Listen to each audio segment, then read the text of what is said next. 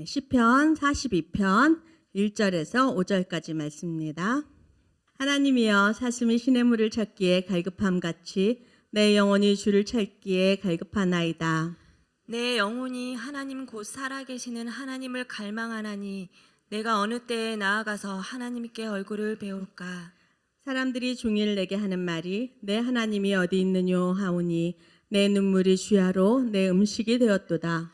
내가 전에 성의를 지키는 무리와 동행하여 기쁨과 감사의 소리를 내며 그들을 하나님의 집으로 인도하였더니 이제 이 일을 기억하고 내 마음이 상하는도다. 함께 읽겠습니다. 내 영혼아 내가 어찌하여 낙심하며 어찌하여 내 속에서 불안해하는가. 너는 하나님께 소망을 두라. 그가 나타나 도우심으로 말미암아 내가 여전히 찬송하리로다. 아멘. 여러분, 이 새가 어떤 새인지 아세요? 잘 모르시죠? 저도 처음 보는 새거든요. 근데 뱀잡이술이라는 이름을 가지고 있는데요. 독수리과래요. 그래서 아프리카에 서식하고 있는 새라고 합니다. 근데 독수리인데 굉장히 다리가 길어요. 저 까만 털, 그것도 그냥 다리인데 털로 덮여져 있는 거라고 해요. 그래서 굉장히 아름답잖아요.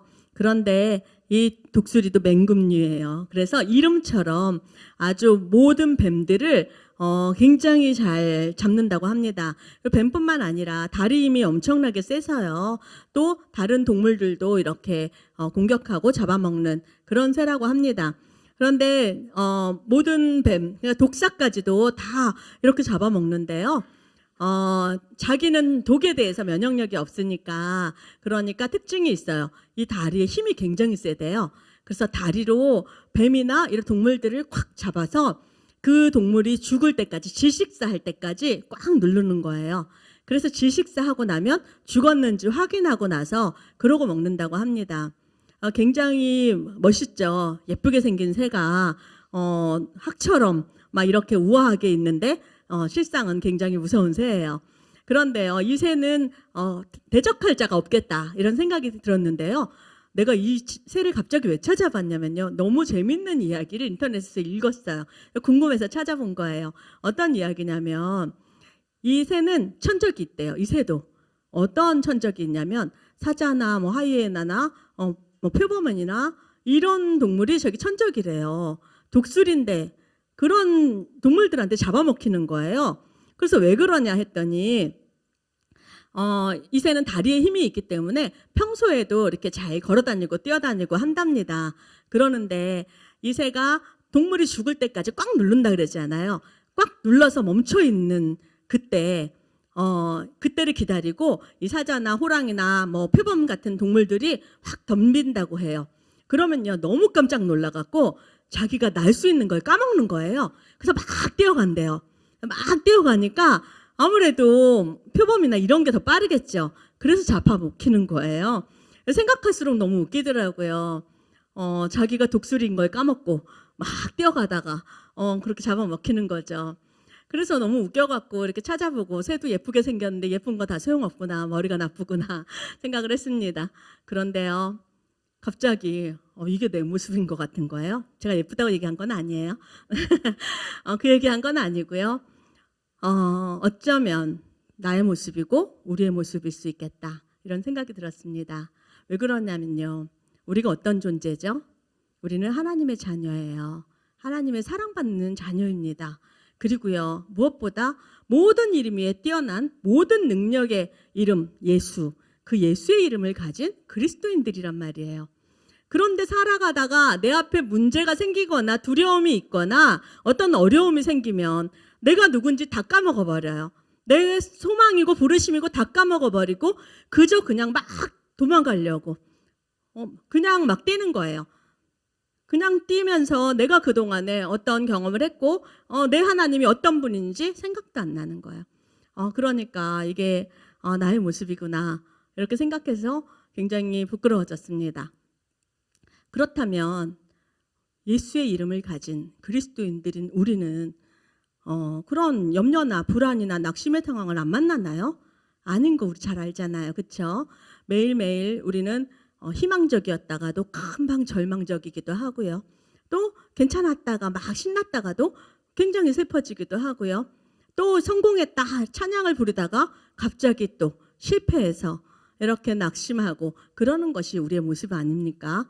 그러면은요, 그리스도인들로서 우리도 이 뱀잡이 수리 독수리처럼 정말 어려움의 순간에 그런 우리가 비상시에 날아올라야 되잖아요. 날아오르면 아무도 우리를 대적할 자가 없는 거잖아요. 그런데 날아오르지 못하고 이렇게 뛰어다니는 것 같은 이 인생을 계속 살 수 없지 않겠습니까? 그럼 어떻게 해야 될까?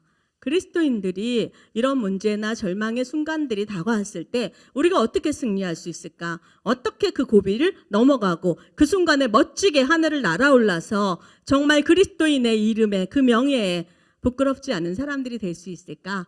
이 생각을 했습니다. 그래서 오늘 말씀을 함께 보면서 우리가 어떻게 살아야 되는지 어떻게 그 위기를 뛰어넘어야 되는지 함께 나눠보려고 합니다.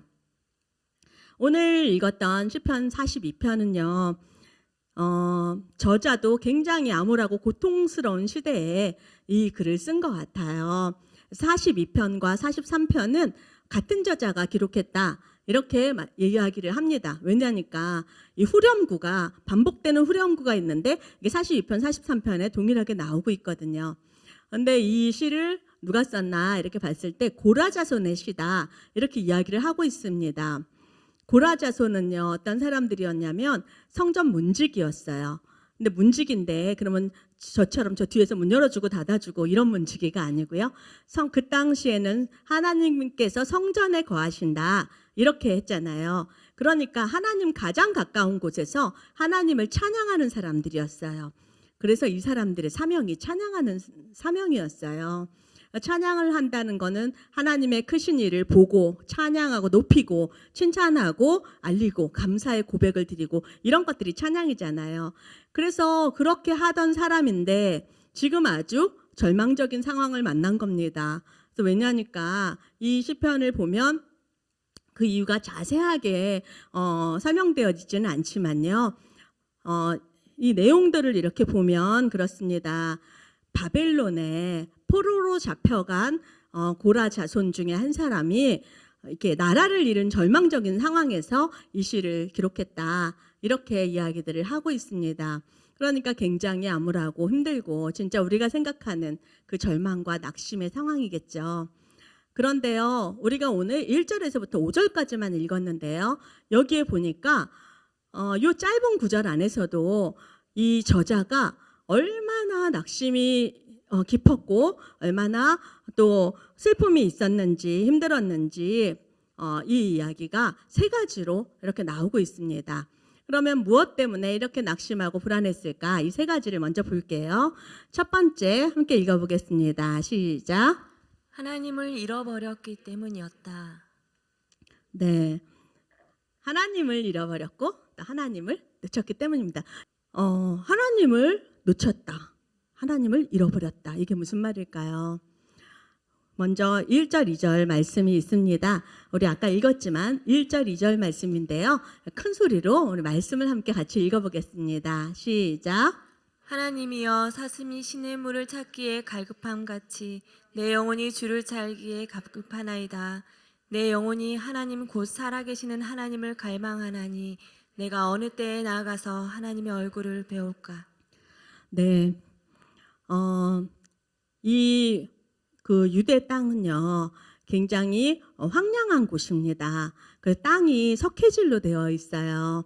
그렇기 때문에 우리나라 같이 이렇게 나무가 많고 또 물이 많고 이런 건 굉장한 축복이에요. 근데 이곳에는 그렇지가 않단 말이에요. 그런데 거기다가 가뜩이나 그런 곳에 건기가 되면 정말 물이 부족하잖아요. 그런데 사슴이 시냇물을 찾는 건데 그냥 물이 풍성한 데서 잠깐 가다가 이렇게 하는 정도가 아니라 정말 생명 걸고 자기의 생명을 위하여서 이렇게 시냇물을 찾는 그런 것입니다. 그 정도의 갈급함으로 내가 하나님을 찾습니다. 이렇게 이야기하고 있는 거예요. 여러분 그 다음에 이전에도 보면 갈급하다, 갈망하다 이런 말이 나오지 않습니까? 이 갈망과 갈급하다. 갈망은 무엇을 굉장히 간절하게 소망하는 거잖아요. 이런 거는요, 무엇이냐면 내가 아주 중요한 것에 결핍이 있다라는 거죠. 내가 무언가 굉장히 큰 결핍이 나에게 있다는 거예요. 부족하다는 거예요. 내가 지금 내 옆에 사람들이 이렇게 있으면 내가 외롭지 않잖아요. 그런데 내 옆에 사랑하는 사람도 아무도 없고 이렇다 그러면 사람들이 정말 보고 싶고 갈망하는 것처럼 이 저자가 하나님이 그렇게 생각되는 거예요. 하나님이 지금 내 옆에 없는 것 같아요. 하나님이 내 기도를 안 들어주는 것 같아요. 하나님이 아무 반응도 안 하는 것 같아요. 얼마나 간절하게 하나님을 부르고 찾고 기도를 드렸는데 하나님이 나한테는 아무 반응을 안 하는 것 같은 거예요. 그러니까 하나님이 살아계시는 거는 내가 믿겠는데 하나님이 내가 없다고 부정하는 건 아니겠는데 하나님이 다른 사람한테는 모르지만 나한테만큼은 전혀 가까이 있는 것 같지 않게 느껴지는 그런 장면입니다. 그런데요, 여기에 이렇게 보니까 2절 맨 마지막에 보니까 어느 때에 나아가서 하나님의 얼굴을 배울까 이렇게 돼 있지 않습니까? 뵙다 이런 말은 어떤 말이냐면요, 내가 누구를 보는 걸 얘기하는 게 아닌 거예요. 내가 누구를 보는 게 아니라 상대방이 나를 볼 수 있도록 그 앞에 나아가서 가까이에 있는 것을 이야기합니다. 이해가 되시죠? 예를 들면 이런 거예요. 명절 때 이렇게 가서 아이들이 놀고 있는데 너 할머니 찾아뵀어? 할머니한테 인사드렸어? 이렇게 얘기하는 거 있죠. 제가 아침에 교회 오면 우리 프렌드 어린이들이 막 옵니다. 그러면 저는 사역자실에 이렇게 앉아 있으면 아이들도 조그맣고 저도 조그맣고 이러니까 서로 안 보여요. 그런데 아이들은 제가 사역자실에 있는 걸 그냥 당연하게 생각하고 막 이렇게 놀잖아요. 그럼 엄마들이나 선생님들이 꼭 얘기합니다. 너 사역자실에 가서 목사님한테 인사드렸어? 이렇게 얘기를 해요. 그럼 아이들이 아차! 그리고 막 뛰어와서 제 앞에 와서 배꼽선하고 인사를 합니다. 그게 뵙다라는 거예요. 그게 뭐냐면 나는 저 사람이 저기 있는 거 알겠는데 저 사람이 나를 봤냐는 거죠. 나를 볼 수 있냐는 거죠. 그래서 그 사람 앞에 가서 내 얼굴을 보여주고 얼굴을 가까이 대하는 게 뵙는 거예요. 그러니까 무슨 말이냐면 내가 하나님 살아계시는 거는 알겠는데 하나님이 나를 혹시 못 보신 거 아닌가? 하나님이 내 목소리를 못 들으시는 거 아닌가? 이렇게 생각이 되는 거예요. 그러니까 그게 뭘까요? 하나님이 보지 못할 리가 없을 텐데요. 하나님을 잃어버린 거죠. 살아가면서 너무 낙심이 크고 불안감이 크니까 하나님을 놓쳐버린 거예요. 그러니까 얼마나 이 저자가 힘들었겠습니까? 또 두 번째는 이 저자가 힘든 이유가 사람들의 조롱과 멸시 때문이었습니다. 이게 40편 3절에 나옵니다. 3절 말씀 우리 함께 읽어볼게요. 시작. 사람들이 종일 내게 하는 말이 내 하나님이 어디 있느뇨 하오니 내 눈물이 주야로 내 음식이 되었도다. 그렇습니다. 바벨론의 포로로 끌려가 있다 그랬잖아요. 그럼 우리가 다 아는 것처럼 그 당시에는요, 이 전쟁을 하면 그 국가 간의 힘을 얘기하는 게 아니에요. 그 나라가 다 섬기는 신들의 싸움이라고 생각을 하는 거예요. 그래서 바벨론의 신이 훨씬 더 크고 위대한 신이다. 바벨론 사람들은 그렇게 여기는 거죠. 그러니까 이스라엘 사람들한테 계속해서 조롱하는 거예요. 너 니네 하나님 크다면서, 니네 하나님 능력 있다면서, 니네 하나님 어딨냐, 이렇게 얘기를 하는 거죠. 근데 이게 비단 이때만 그런 것이 아니라 요즘 우리도 많이 듣고 있는 얘기 아닌가요? 너희 하나님 어딨냐, 그리고 기독교인들을 조롱하고 하는 이야기 많이 듣습니다. 그런데요, 그런 안 믿는 사람으로부터 그런 조롱과 멸시 받는 거는요, 익숙해져 갖고 좀 참을 만한데요. 제가 해보니까 진짜 힘든 게 뭐냐면 그 말이 믿어져 갖고 내 속에서 나오는 거예요. 네 하나님 어딨냐? 너가 그렇게 기도했는데 너 뭐 아직도 이렇게 아파? 아직도 안 나? 뭐 아직도 이게 해결이 안 돼 있어? 왜 계속 어려워? 이런 것들 있잖아요. 내 속에서 그게 믿어져서 조롱과 멸시가 내 속에서 올라올 때, 아, 이게 진짜 무서운 거구나, 이런 생각을 했습니다. 근데 이 시편 기자도 사람들의 조롱과 사람들의 말이 얼마나 힘들었던지 여기에 보니까 내 눈물이 주야로 내 음식이 되었도다. 너무 아름다운 표현이지만 이게 표현은 아름다운데 이 사람의 심정이 어떻겠습니까? 밤낮으로 눈물이 내 음식이 될 정도로 그렇게 마음이 아프고 상한 그 심정을 잘 보여주고 있습니다.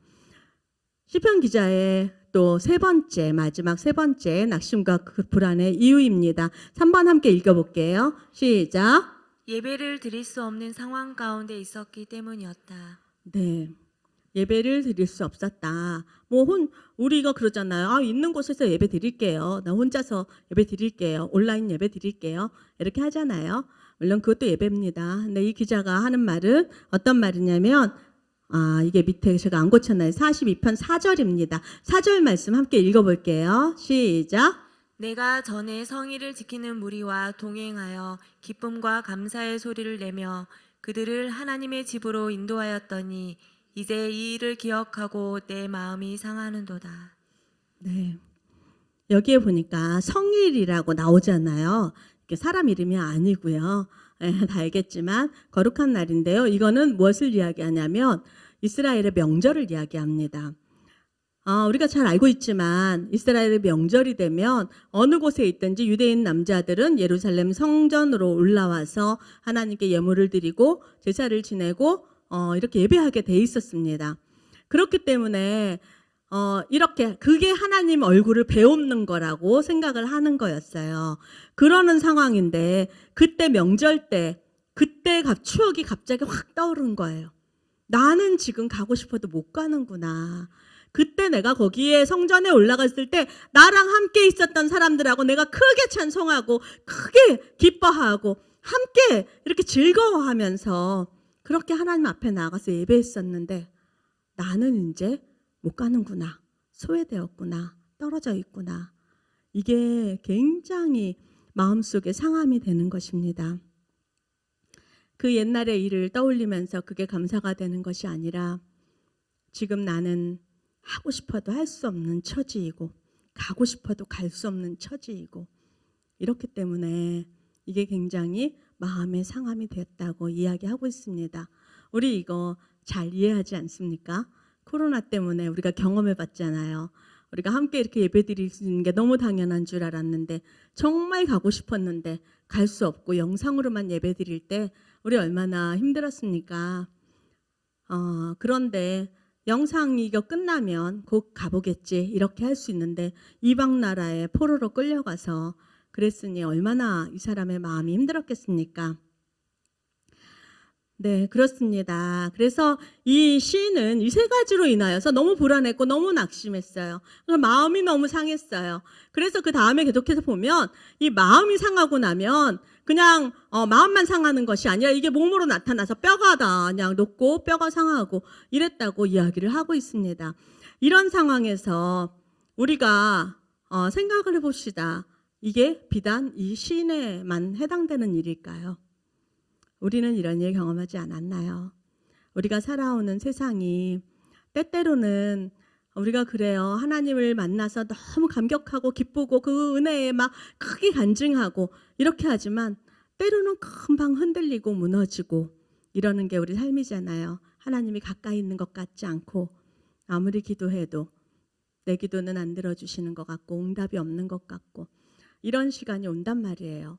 그러면 우리가 한번 승리의 경험을 했다 그래서 계속 쭉 승리를 하면 좋은데 우리는 약하기 때문에 그렇지가 않아요. 또다시 찾아오고 또다시 찾아오고 이래요. 그러면 우리가 이때 어떻게 해야 될까요? 네, 5절 말씀입니다. 이게 오늘의 결론이 되는 말씀이에요. 우리 이 말씀 한번 크게 같이 읽어보겠습니다. 시작. 내 영혼아 내가 어찌하여 낙심하며 어찌하여 내 속에서 불안해하는가. 너는 하나님께 소망을 두라. 그가 나타나 도우심으로 말미암아 내가 여전히 찬송하리로다. 네, 이거는 남을 가르치는 얘기가 아니에요. 다른 사람을 야단치고 권면하는 얘기가 아니라 내가 나한테 야단쳐야 되는 말인 거예요. 내 영혼아 내가 어찌하여 낙심하며 어찌하여 내 속에서 불안해하는가 하고 질책성인 그런 질문을 나한테 스스로에게 던져야 된다는 거죠. 이게 우리를 다시 일어나게 하는 비결입니다. 우리가요 요즘은 아기들을 키울 때 굉장히 좋은 것들이 많이 나와서 뭐 아기 앉는 띠, 어깨 안 아프게 뭐 이런 앉는 띠들 뭐 많이 있잖아요. 근데 예전에는 무조건 포대기였잖아요. 그래서 할머니들은 지금도 포대기의 추억에 감싸서 아무리 어깨 편하다고 앉는 띠를 줘도 아니다. 나는 포대기로 업을란다. 이렇게 하고 포대기를 업는단 말이에요. 포대기 업어 보셨어요? 네, 포대기로 아기를 업으면은요, 어떠냐면, 이제 그게 익숙해지면 포대기로 업고 모든 일을 할 수 있습니다. 막 설거지하고 모든 일을 하면 조금 시간이 지나면 어떻게 되죠? 아기가 조금씩 조금씩 내려와요. 그러면 그냥 가만두지 않잖아요. 다시 아기를 잡고, 엉덩이를 한번 탁 튕기고 반동을 주면서 아기를 한번 탁 올린단 말이에요. 이게 참 적절한 비유구나, 이런 생각이 들었어요. 아기를 올리지 않으면 어떻게 되나요? 점점 밑으로 해서 떨어져 버리면 죽는 거잖아요. 이거는 큰일 나는 거잖아요. 우리가 내 마음이 낙심하고 불안하고 이렇게 되었을 때 그렇게 가만히 두면 안 된다는 거예요. 가만히 두면 우리는 떨어져서 아까 맨 처음에 보였던 뱀잡이 수리, 그 독수리처럼 우리는 그냥 잡아먹히게 될 겁니다. 그렇기 때문에 포대기에 아기를 대하는 것처럼 다시 내가 치켜 올리는 것처럼 그렇게 힘을 내야 된다는 거죠. 우리가 어려움을 겪고 또 실수하고 실패하고 이런 일들이 부끄러운 것 같은데요. 그렇지 않아요. 내 속에서 계속해서 조롱과 멸시의 소리가 들리고 하나님을 오해하게 만들고 원망하게 만들고 하는 소리가 들려요. 이거는 저만 그런 게 아니라 많은 사람들이 그렇게 할 겁니다. 근데 그거를 가지고 불신앙이다, 믿음이 없다 이렇게 말하면 안 되는 거더라고요. 저도 제가 진짜 하나님 안 계신 거 아니에요? 하나님 진짜 내 기도 안 들어주시는 거 아니에요? 하나님 살아계신 거 맞아요? 심지어 그렇게 얘기할 때도 있었어요. 그런데 이게 나한테 정죄감이 됐었거든요. 그런데 오늘 말씀을 가만히 보니까 그것이 아니군. 그게 문제가 아니라 다시 일어서는 게 중요합니다. 우리가 아파서 다칠 수는 있지만 그게 문제가 아니라 회복이 문제인 거예요. 회복이 잘 되는 게 문제지 다치지 않게 하는 것보다 훨씬 더 회복이 중요한 것입니다. 그것처럼 우리가 이렇게 점점 떨어지고 우리가 밑으로 추락했다 하더라도 중요한 건 거기서부터 딛고 일어나면 되는 것입니다. 우리가 어둠을 경험했기 때문에 밝음을 아는 거예요. 우리가 어둠을 경험했기 때문에 절망을 경험했기 때문에 우리가 희망과 소망을 꿈꾸는 것입니다. 어려움의 순간에서 바닥을 칠 수 있고 그럴 수는 있지만 그것을 딛고 일어났을 때 우리의 믿음의 뿌리가 더 견고해지는 거고 그것을 버티고 꿋꿋하게 걸어갈 때 믿음의 근육이 강해지는 것입니다. 그렇기 때문에 우리가 살다 보면 이런 일들이 많이 있잖아요. 그런데 우리가 내 스스로에게 이 말을 하면서 의지를 내어서 일어나야 됩니다. 나는 아무것도 하고 싶지 않아요. 나는 예배드리고 싶지 않아요. 나는 기도하고 싶지 않아요. 물론 그럴 때 있어요. 그런데 의지를 내서 내가 예배 자리에 있어야 되고 의지를 내서 기도가 안 되더라도 엉덩이 붙이고 앉아서 있어야 되고 이렇게 하면서 차고 올라오는 것이 있어야 됩니다. 그때 거울을 쳐다보고 나에게 그렇게 말을 하는 거죠. 제가 이렇게 당당하게 말하지만요.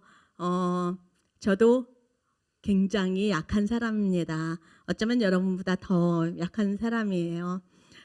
제가 지난주에 담임 목사님 설교에 히스기야가 하나님께 기도했더니 하나님을 믿는 믿음으로 그들이 그 전쟁의 앞에서도 침묵하고 조롱과 멸시 앞에서도 침묵하고 굶주림 앞에서도 침묵하면서 하나님을 기도했다. 그랬더니 하나님이 밤사이에 18만 5천 명을 다 죽여버리고 그랬다. 하나님이 일하신다. 막 목사님이 이렇게 말씀하셨잖아요. 그러니까 그렇지. 우리 하나님이 그러신 분이지. 나도 그렇게 해야지. 이제 침묵하고 그렇게 해야지. 그렇게 했습니다. 제가 그렇게 결심을 하고 나면요. 그 다음날 딱 그렇게 어려움이 와요. 테스트하는 것도 아니고. 그렇게 주일날 결심을 했는데 월요일날 오전에 병원을 갔습니다. 병원을 갔는데 병원에서 엑스레이를 보고 이제 의사들은 원래 최악의 순간을 얘기하잖아요. 당장 수술하지 않으면 마비가 올 것이다. 그러면 치료가 불가능하고 안전뱅이가 될 것이다. 뭐 이렇게 얘기를 하는 거예요. 그런데 이제 그 한 의사만 그렇게 하는 게 아니라 세 병원에서 동일하게 그렇게 이야기를 하고 한시가 급하다. 이번 주에 당장 수술하자. 이렇게 이야기를 했습니다. 그래서 웬일로 의사 앞에서는 담대하게 그러고 나왔는데요. 차를 타고 운전하고 오면서 사람들한테 이제 가족들이나 뭐 사람들한테 이야기를 해야 되잖아요. 그리고 이야기를 하면서 생각하는데 이 서러움이 확 올라오는 거예요. 왜냐니까 우리 집에 작은 딸이 지금 고3이거든요. 고3인데 이 아이가 지금 수시를 놓고 미술 실기시험을 지금 막 보러 다니는 중이에요. 이렇기 때문에 제가 지금 절대로 그렇게 수술할 수가 없는 상황이고 우리 교회적으로도 지난주에 전도사님이 사임하셨고 또 상황이 세상의 눈으로 볼 때는 여러 가지로 쉽지 않기 때문에 제가 여기를 버티고 있어야 된다. 이렇게 생각해서 하나님 저 도와주시고 책임져 주세요. 제가 해보겠습니다. 제가 감당해 볼 테니까 하나님 올해는 수술 얘기 안 하고 지나가게 해주세요. 이렇게 계속 열심히 여기서 기도했거든요. 그런데 바로 그렇게 된 거예요. 그러니까 진짜 아까 이 시인이 낙심했던 것과 같은 소리들이 제 안에서 다 들리는 거예요. 내 하나님 어디 있느냐? 하나님이 살아계시는데 어떻게 그럴 수가 있지? 이렇게 올라왔어요. 그러니까 이 서러움이 확 올라와서요. 월요일날 저랑 통화했던 분들은 알아요. 멀쩡하게 전화했다가도요. 제가 담임 목사님이나 최윤희 전도사님이나 또 다른 분들에게 전화하면서 어린아이처럼 엉엉 울어버렸어요. 엉엉 울어버리고 어떻게 이럴 수가 있죠? 어떻게 이렇게 될 수가 있죠? 이러면서 막 엉엉 울어버리고 어떻게 뭘 해야 될지 모르겠는 거예요. 그래서 최근에 그렇게 울어본 적이 없었던 것 같은데 하루 종일 그 서러움에 박치고 또 두려움에 또 그렇고 걱정 때문에 그렇고 그렇게 울다가 머리가 아파서 잠들 정도로 그렇게 울었습니다. 월화를 그렇게 보냈어요. 그런데 수요일 날 제가 정말 존경하는 우리 동기 목사님이 계시는데요. 어른이신데 이분이 암에 걸렸다는 소식이 들려왔어요. 연락을 해보니까 다음 주에 제가 이번 주는 설교는 하고 병원에 들어가야겠습니다 해서 수술 시간을 늦춰놨는데 제가 수술하는 시간에 이분은 서울의 큰 병원 가서 이제 다시 검사를 하는 시간하고 맞물렸더라고요. 근데 제가 갑자기 정신이 번쩍 들었어요. 이분하고 전화 붙들고 서로 서름에 울다가 제가 정신이 번쩍 들었어요. 왜 번쩍 들었냐면요. 4년 전 오늘, 그러니까 2016년 10월 25일이 생각이 난 거예요. 그날이 어떤 날이냐면요. 제가 양쪽 인공관절 수술하는 날이었어요. 4년 전 오늘 양쪽 다리를 한꺼번에 인공관절 수술을 하느라고 제가 병원에 들어갔었는데요. 그때 생각이 났어요. 그때 굉장히 죽음하고 가까이 있다 생각돼서 두려웠었는데 우리 성도들이 저에게 굉장히 따뜻한 사랑과 격려를 많이 보내주셨습니다. 그래서 제가 갑자기 힘이 난 거예요. 그날도 그 전날 제가 설교를 했거든요. 근데 설교 끝나고 성도들의 격려로 굉장히 힘을 얻어서 수술실에 들어갔어요. 수술을 하고 나서 갑자기 제가 모든 진통제의 부작용들이 일어났어요. 그래서 팔에 주사줄을 엄청나게 꽂았는데 하나하나 다 빼기 시작했죠. 모든 줄을 다 뺐고 먹는 약도 진통제를 먹을 수가 없어 다 중단해서 원래 수술하고 나면 그날 밤이 제일 아프거든요. 근데 끔찍한 시간을 보냈죠. 근데 그 시간에 어떤 분이 저한테 카톡을 줬습니다. 목사님한테 정말 면목 없고 죄송한데 우리를 위해서 기도해 주십시오. 이렇게 하면서 어떤 분이 정말 아파서 지금 서울대병원에 있는데 너무너무 두렵습니다. 목사님 기도해 주십시오. 그랬어요. 그래서 제가 밤새 그 통증 때문에 너무 고통스럽다가 제가 그분을 위해서 밤새 울면서 기도했거든요. 그리고 밤을 보냈는데 그분은 굉장히 좋아졌어요. 그리고 걱정하던 일이 일어나지 않았어요.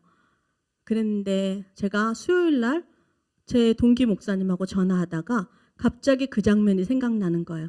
그렇지. 나 하나님의 사람이지. 나 기도하는 사람이지. 그래서 목사님 걱정하지 마세요. 이번에 내가 수술하러 들어가면 내가 목사님 위해서 기도할게요. 하나님이 목사님 위해서 기도하라고 그러는 것 같아요. 내가 기도할게요. 이렇게 이야기를 했습니다. 그리고 나니까 힘이 생기기 시작하는 거예요. 그리고 하나님께서 나에게 그동안 어떻게 하셨는지, 내가 지금 이 상태로 병원에 가면요, 어느 병원 가도 엑스레이만 봐도 지금 제가 이렇게 서 있고 앉아 있는 것이 기적이라고 이야기를 합니다. 저 매일매일 기적을 경험하면서 지금까지 왔거든요. 그런데 마치 하나님이 아무것도 안 돌봐주신 것처럼 네 하나님 어딨냐 이렇게 하고 제가 울고 있었던 거예요. 그래서 하나님께 회개했습니다. 그리고 이 말씀, 그때 주셨던 말씀이 다시 기억이 났습니다. 그렇죠, 하나님. 그렇습니다. 하나님이 나한테 어떻게 하셨는데 내가 하나님을 바라보고 하나님께 소망을 두면서 다시 여전히 하나님을 찬송하겠습니다. 여기서 여전이라는 말은요, 원어의 뜻이 무엇이냐면 아무 상황이 바뀌지 않았어도입니다.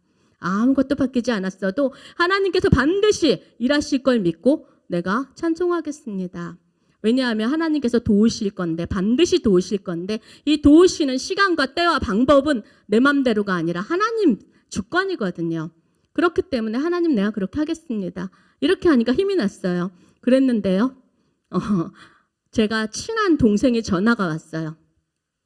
언니, 내가 진짜 기도 안 하는 사람인데 내가 언니 수술한다는 말 듣고 며칠 동안 나도 모르게 계속 교회 가서 진짜 열심히 기도하게 되더라. 이런 말을 하는 거예요. 그래서 제가 그때 깨달았어요. 저는 목사인데요. 맨날 설교도 못하고 이렇게 잘 못해갖고 굉장히 자존감이 낮을 때가 많이 있거든요. 아, 내가 이렇게 설교하고 기도해서 사람들을 하나님 앞에 데려가지는 못하는데 내가 아프니까 사람들이 전부 하나님 앞에 나아가서 기도하겠다고, 진짜 기도한다고 이렇게 말하더라고요. 아, 나도 잘하는 거 있구나 이렇게 생각을 했습니다. 여러분, 그렇습니다. 인생의 어려움 저만 겪는 건가요? 제가 지금 수술을 한다고 하니까 제가 겪는 어려움이 가장 큰 것처럼 여러분들이 여겨주시지만 여러분들 삶에는 저보다 더 큰 어려움들 없나요? 그런 어려움들을 만났을 때 우리가 기억해야 되는 것은 다시 박차고 일어나자, 이것을 기억해야 됩니다. 나의 감정 누가 이끌어주는 거 아니에요. 나의 의지 누가 붙잡아줘야 내가 가는 거 아니에요. 내가 거울을 보고 나에게 호통치세요. 내 영혼아, 내가 어찌하여 낙심하며 어찌하여 내 속에서 불안해하는가. 너는 하나님을 바라보라. 내 하나님이 반드시 나타나서 나를 도울 것이라. 나에게 야단치세요. 그리고 일어나세요. 언제까지나 다른 사람의 무엇 때문에, 어떠함 때문에 내가 하나님께 예배하고 말고를 결정하지 마세요. 다른 상황 때문에 내가 하나님께 기도하고 말고를 결정하지 마세요. 그 자리에서 박차고 일어나서 하나님 앞에 나아가세요. 왜냐하면 나를 바라보고 내 상황을 바라보면요, 우린 소망 1도 없는 사람들이에요. 아시잖아요. 하나님 은혜로 살아가는 사람들이잖아요. 그런데 우리가 다시 박차고 일어날 수 있는 그 소망의 이유는 하나님이십니다. 하나님이 나의 피난처시고 나의 도움이시고 나의 산성이십니다. 나의 보호자십니다. 그렇기 때문에 그 하나님께 소망을 두고 내가 의지를 내어서 박차고 일어나는 것입니다. 그렇게 할 때 하나님께서 반드시 나타나 나를 도우실 것입니다. 그리고 하나님께서 나를 통해서 일하실 것입니다. 여러분들도, 또 저도 병원에 들어가서 여러분들을 위해서 또 전심으로 기도하겠습니다. 여러분들 이곳에서 사역자가 부족하다 하지만 어떤 탓도 하지 마시고 여러분 기도의 자리와 예배의 자리, 여러분 주저하지 마세요. 머뭇거리지 마세요. 그 자리에 나와서 여러분 박차고 일어나 하나님께 소망을 두고 하나님을 바라보고 일어나시기를 바랍니다. 하나님 살아계십니다. 우리의 소망의 이유 되신 하나님을 찬양합니다. 우리 함께 찬양하겠습니다.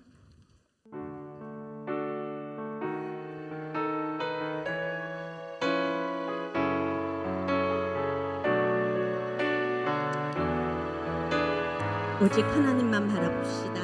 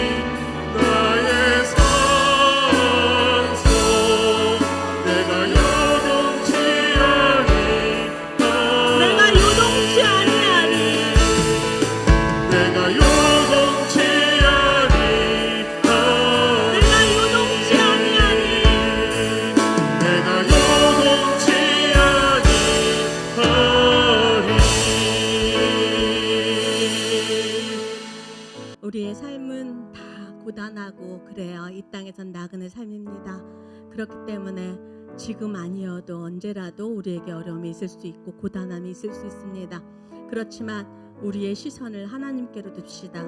하나님을 기억하십시다. 어떠한 순간에서라도 나를 바라보는 것이 아니라 하나님을 바라보고 나의 반석이시고 나의 구원이시고 나의 산성이신 하나님, 내가 하나님을 바라봅니다. 내가 하나님 찬양하는 것을 멈추지 않겠습니다. 내가 하나님 예배하는 것을 멈추지 않겠습니다. 내가 하나님을 바라봄으로 나의 소망의 이유 되시는 하나님을 바라봄으로 내가 요동하지 않겠습니다. 우리 하나님 앞에 나아가서 결단하며 기도하겠습니다. 주님 사랑의 하나님, 제가 요동치 아니함으로 잠잠히 하나님만 바라보겠습니다.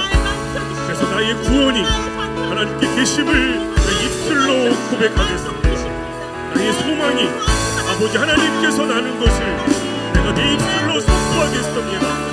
내 평생에 여호와 하나님을 송축하기로 내가 결단하고 아버지 앞에 내 입술로 찬양하며 고백하기를 원합니다. 아버지 하나님, 나의 주이시며 나의 산성이신 아버지 하나님, 내가 요동치 아니하겠습니다. 내가 요동치 아니하겠습니다. 왜냐하면 아버지 하나님께서 나의 반석과 나의 힘과 피난처이심을 내가 믿기 때문입니다. 아버지 하나님, 주님 요동치 아니한 믿음을 주시옵소서. 그 믿음으로 나아갑니다.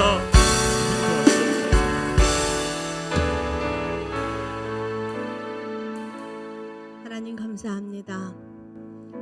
우리같이 연약하고 우리같이 실패하고 실수를 거듭하는 하나님의 못난 죄인들임에도 불구하고 언제나 변함없는 하나님의 사랑으로 충만하게 임하여 주시고 일하여 주시니 감사합니다.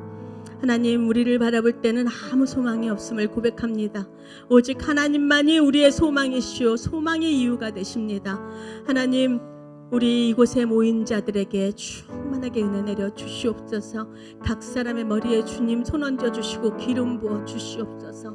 하나님이 소망됨을 알게 될지어다. 내 하나님이 너의 소망됨을 알게 될지어다. 하나님, 우리의 모든 하나님 높아짐과 교만과 옳다고 주장하는 모든 것들 꺾어 주시옵소서. 온전히 하나님, 우리보다 뛰어나시고 우리의 생각보다 크고 놀라우신 하나님의 생각으로 우리를 붙들어 주시옵소서. 그 생각으로 우리를 인도하여 주시옵소서. 하나님의 선하심과 인자하심이 내 평생 나를 따를지니 내가 여호와의 전에 영원히 거하겠습니다라고 고백하는 그 시인의 고백처럼 하나님, 우리의 삶이 그렇게 되기를 원합니다. 하나님, 우리의 삶에 주님 충만하게 임재하여 주시옵소서. 하나님, 고난의 길을 걷는 자들이 있습니까? 하나님, 또 어려움의 문제 앞에 있는 자들이 있습니까? 괴로움의 시간을 보내고 있는 자들이 있습니까? 하나님, 찾아가 주셔서 주님이 위로하여 주시옵소서. 그들의 마음에 주님의 빛을 비춰 주시옵소서. 하나님의 빛이 임하시면 모든 어둠은 물러가게 될 것입니다. 하나님의 능력이 임하시면 모든 문제는 아무것도 아닌 것이 될 것입니다. 하나님의 치유가 임하시면 모든 상함은 하나님 치유함을 받게 될 것입니다. 하나님 그렇게 임하여 주시옵소서. 주님께서 책임져 주시고 하나님 이들의 삶을 주님께서 완성시켜 주시옵소서. 모든 것을 아름답게 이루시고 완성하실 주님을 찬양합니다. 예수님의 이름으로 기도드렸습니다. 아멘. 이제는 우리 주 예수 그리스도의 은혜와 하나님 아버지의 크신 사랑하심과 성령님의 함께해 주시는 은혜가 오늘도 하나님만이 나의 구원이요 나의 반석이요 나의 피난처시요 나의 소망의 이유 되심을 고백하고 하나님을 영원히 찬양하기를 결단하는 이들의 머리 위에와 이들의 가정과 이들의 공동체와 이곳에 모인 모든 자들과 우리 순전한 교회와 이 지역과 열방 가운데 지금부터 영원히 함께 하시기를 간절히 축원하옵나이다. 아멘.